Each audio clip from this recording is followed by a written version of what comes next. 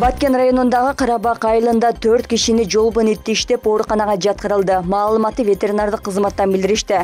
Ит иштегендердин бири чоң адам, 3, 7, 11 жаштагы балдар. Учурда жеринде ветеринарлар иштеп жатат. Иттин ээси ким экени жана айбанат эмне себептен бошонуп кеткени такталууда. Ошондой эле иттин өзү кутурма менен ооруп оорубагандыгын аныктоо боюнча лабораториялык изилдөөлөр жүргүзүлдү деп айтылат маалыматта. Кара-Кыргыз автономиялуу облустун түзүлгөндүгүнүн 100 жылдыгына юбилейлик белгисин уюштуруу жөнүндө жарлыкка президент Садыр Жапаров кол койду.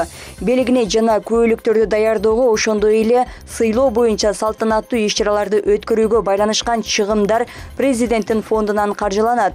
Даярдоо милдети президенттин иш башкармалыгына жүктөлдү.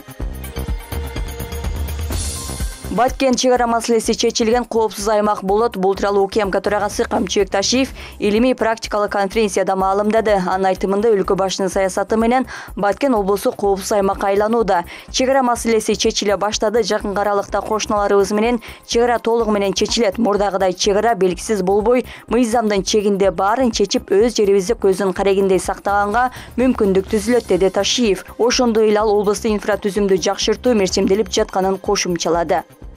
Ал эми азыр салыштырып отурсак, мына мамлекетибиз өскөнүн алдыра жылып аткан негизги белгилеринин бири бүгүнкү күндө президентибиз Баткенге жөнөкөй адамдарга үй салып берүү үчүн эле 25 миллиард акча бөлдү.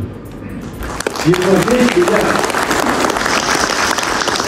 Мына ошо 25 миллиард бөлүнгөн акчанын негизинде кечээ мен Баткен шаарында мамлекеттик ипотекалык компаниянын курулуп аткан үйлөрүнө биринчи капсула салдым президентибиздин атынан.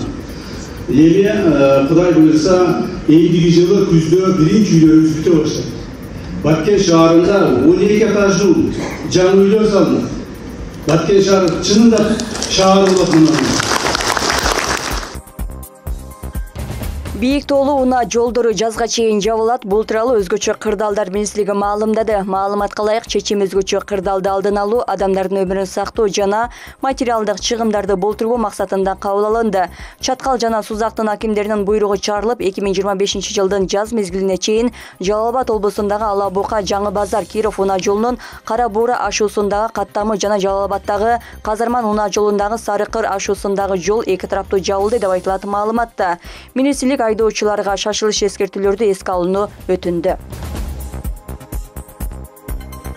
Кыргызстандын тагдыры жакырчылыкка байланган эмес. Бул тууралуу министрлер кабинетинин төрагасынын орун басары Эдил Байсалов Кыргыз-Россия билим берүү форумунда билдирди. Көрсө Кыргызстан жакыр өлкө эмес экен. Эгер уурдабаса, башкаларга уурдаганга жол бербесе, көп улуттуу өзүбүздүн жерде деле бакубат жашаса болот экен. Ресурсубуз абдан көп, бирок эң баалуусу таланттуу элибиз, деди Байсалов. Ал акыркы 3 жылдан бери өлкө өсүү мезгилин башынан кечирип жатканын белгиледи. Бүгүн Бишкекте Кыргыз-Россия билим берүү форуму башталды. Ага Россиянын 40тан ашуун жогорку окуу жайынын өкүлдөрү катышууда.